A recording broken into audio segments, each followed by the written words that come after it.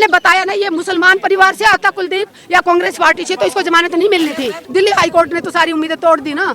मैं ये देख रही हूँ कि कोर्ट भी कहीं ना कहीं बिक चुका है। कोर्ट के ऊपर से भरोसा उठ चुका है। सुप्रीम कोर्ट लास्ट उम्मीद है। सुप्रीम कोर्ट में बैठे जजों से कहना चाहूंगी, किस बेटी को न्याय दिलाओ। एक सुप्रीम कोर्ट ही बचा है देश में जो उस पे उम्मीद है।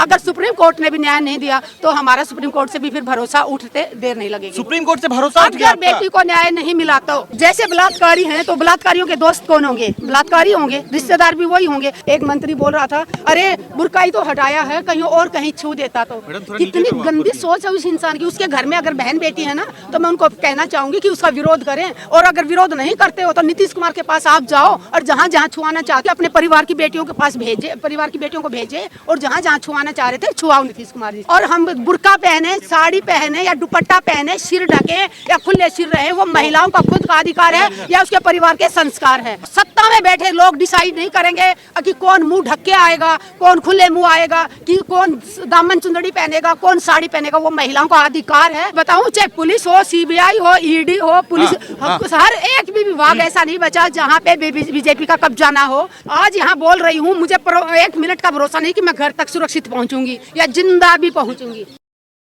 यहाँ पर आप जो है पीड़िता के समर्थन में पहुंचे, लेकिन उधर ब्रिजभूषण जो है समर्थन में आ गए कि न्याय हुआ है, मेरे साथ भी अन्याय हुआ था, आज न्याय हुआ है। एक हमारे कहावत है कि गुंडे को गुंडा गंगा जी के ऊपर भी जाके ढूंढ ले। अपने जैसे को आप लाखों की भीड़ होगी वहाँ पे भी आप ढूंढ लोगे। तो जैसे करना पड़ेगा आपको नीचे। जैसे बलात्कारी हैं तो बलात्कारियों के दोस्त कौन होंगे? बलात्कारी होंगे, रिश्तेदार भी वही होंगे। अगर वो साफ सुथरी छवि के होते तो ऐसा बयान ना देते। और मैंने कई मंत्रियों को देखा, एक बार तो वो बेटी का नीतीश कुमार जी ने बुर्का हटाया था, उस टाइम भी एक मंत्री बोल रहा था, अरे बुर्का ही तो हटाया है, कहीं और कहीं छू देता तो। कितनी गंदी सोच है उस इंसान की। उसके घर में अगर बहन बेटी है ना, तो मैं उनको कहना चाहूंगी कि उसका विरोध करें। और अगर विरोध नहीं करते हो तो नीतीश कुमार के पास आप जाओ और जहाँ जहाँ छुआना चाहते हो, जो इच्छा थी ना, संजय निषाद जी थे क्या उनका नाम, उनको कहना चाहूंगी कि अपने परिवार की बेटियों के पास भेजे, परिवार की बेटियों को भेजे और जहाँ जहाँ छुआना चाह रहे थे छुआओ नीतीश कुमार जी से। लेकिन अगर किसी बेटी को आप जब उसकी मर्जी के खिलाफ उसके बुर्के पे हाथ डालोगे या उसके दुपट्टे पे हाथ डालोगे तो हम महिलाओं को बहुत गुस्सा आता है, तकलीफ होती है। और हमारे हरियाणा में तो मजाल के साइड से निकलते हुए भी कोई गंदा बोल देना, खींच के एक मुक्का देते हैं मुंह पे। और जो बुर्का खींचा था वहाँ तो मानस मर जा है, आदमी मार दे हैं। अगर किसी की बहन बेटी का किसी ने कपड़े पे, बुर्के पे, उस दुपट्टे पे हाथ डाल जाए तो मानस मार देते इतनी देर में। वो हमारी मर्जी है भाई। तो घर से बाहर निकल गया, इसका मतलब ये है कि नंगे घूमेंगे? नहीं, घर से बाहर निकल गया इसका मतलब ये है कि महिलाओं के खुद के अधिकार हैं, हमारी मर्जी है भाई। हमारी है कि अगर बराबरी चाहिए तो फिर हिजाब या बुर्का क्यों? बराबरी चाहिए हमें, हमारे संविधान में बराबरी चाहिए, हमें नौकरी में बराबरी चाहिए, हमें पढ़ाई में। और हम बुर्का पहने, साड़ी पहने या दुपट्टा पहने, सिर ढके या खुले सिर रहे, वो महिलाओं का खुद का अधिकार है या उसके परिवार के संस्कार है। तो उसमें सत्ता में बैठे लोग, मैं बताना चाह रही हूँ, सत्ता में बैठे लोग डिसाइड नहीं करेंगे कि कौन मुंह ढक के आएगा, कौन खुले मुंह आएगा, कि कौन दामन चुंदड़ी पहनेगा, कौन साड़ी पहनेगा। वो महिलाओं का अधिकार है और उससे कोई महिला को वंचित नहीं रख सकता। पुलिस कह रही है आपके पास परमिशन नहीं है, बिना परमिशन के लिए आप सत्ता में बैठे लोगों के पास परमिशन है, किसी को गिरफ्तार कर लो, फिर उस बेटी का बलात्कार कर दो। उनको परमिशन दी थी पुलिस ने। और हम संविधान में रहते हुए अगर जंतर मंतर पे आके एक पीड़ित बेटी का समर्थन में हम आवाज उठा रहे हैं, हम चाह रहे हैं कि उसकी जमानत जब्त वो खत्म हो, जो उन्होंने जमानत दी है उसको वापस गिरफ्तार किया जाए, तो उसके लिए परमिशन की जरूरत पड़ेगी। परमिशन की जरूरत पड़ेगी। ये लोग ऐसे ही करते हैं कि जो गुनहगार है।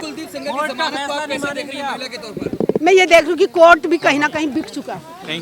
कोर्ट के ऊपर से भरोसा उठ चुका है। सुप्रीम कोर्ट लास्ट उम्मीद है। सुप्रीम कोर्ट में बैठे जजों से कहना चाहूंगी, किस बेटी को न्याय दिलाओ। नहीं तो एक सुप्रीम कोर्ट ही बचा है, एक सुप्रीम कोर्ट ही बचा है देश में जो उस पे उम्मीद है। अगर सुप्रीम कोर्ट ने भी न्याय नहीं दिया तो हमारा सुप्रीम कोर्ट से भी फिर भरोसा उठते देर नहीं लगेगी। सुप्रीम कोर्ट से भरोसा उठ गया। अगर बेटी को न्याय नहीं मिला तो आज तक तो है सुप्रीम कोर्ट में। दिल्ली हाई कोर्ट से, दिल्ली हाई कोर्ट ने तो सारी उम्मीदें तोड़ दी ना। दिल्ली हाई कोर्ट ने उसको बरी करके क्या साबित कर दिया कि भाई कोर्ट निष्पक्ष नहीं रहा। कोर्टों पे सत्ता में बैठे लोगों का वो रस्सी उनके हाथ में है। भरने का मौका देना चाहिए ना। किसको? वांगचुक, सोनम वांगचुक को जेल में क्यों रखा? उन्होंने कौन सा बलात्कार किया था, कौन सा मर्डर किया था?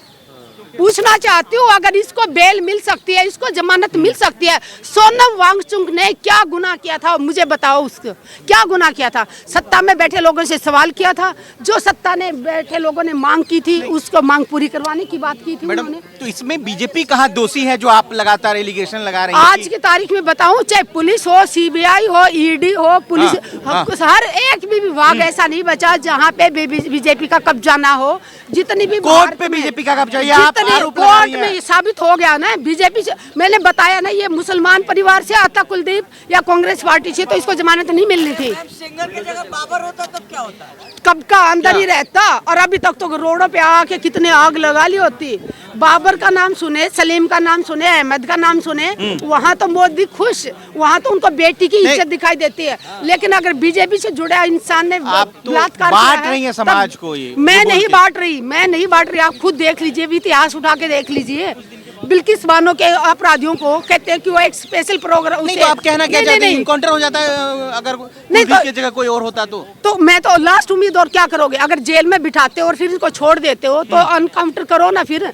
अगर जिस दिन हमारे देश में है कि नहीं देश में? बलात्कारियों को रोड पे फांसी देने, चौराहे पे फांसी देना शुरू कर दोगे, उसी दिन हमारा देश में बलात्कार कम हो जाएगा, क्योंकि अपराधियों के मन में डर नहीं है। कितना सुरक्षित महसूस कर रही है अपने आप को? सुरक्षित तो बिल्कुल नहीं है, आप सुरक्षित नहीं है? नहीं है, बिल्कुल एक पल का भरोसा नहीं है। आज यहाँ बोल आज यहाँ बोल रही हूँ, मुझे 1 मिनट का भरोसा नहीं कि मैं घर तक सुरक्षित पहुँचूंगी या जिंदा भी पहुँचूंगी। एक पल का भरोसा नहीं है। क्यों ऐसा क्यों? क्योंकि आप कभी बलात्कार की धमकियां देते हैं, कभी जान से मारने की धमकियां देते हैं। मतलब आप सच बोलोगे तो आप सबसे बड़े देशद्रोही हो। और आपने बीजेपी के नारे लगा दिए, बीजेपी का पट्टा जैसे कुत्ते के गले में डालते हैं ना, वो एक पट्टा गले में डाल लिया तो आप सेफ हो और सबसे बड़े राष्ट्र हित हो, सबसे बड़े आप देश भगत हो। कितना सुरक्षित अपने आप को महसूस कर रही हैं आप? रोने लग गई? नहीं, मैं यही कहना चाहूंगी कि सत्ता में बैठे लोग, मोदी जी से एक ही बात कहना चाहूंगी, आपको कुर्सी प्यारी है प्रधानमंत्री जी, आप कुर्सी पे बने रहिए। लेकिन आपसे मोदी जी एक हाथ जोड़ के विनती है, देश का भाईचारा खराब मत कीजिए। जब भी आप वोट मांगने जाते हो, क्यों आप, मोदी जी ने कभी वोट मांगा? अरे मैंने अग्निवीर योजना लाया हूँ, अग्निपथ योजना लाया हूँ, उस पे मुझे वोट दो, मांगा? मोदी जी आज के बाद जब भी वोट मांगने जाएं, आपने जो वो योजना लाई ना, उन पे वोट मांग के जाइए, और जाति हिंदू मुस्लिम या सैनिकों के ऊपर वोट मांगना बंद कीजिए।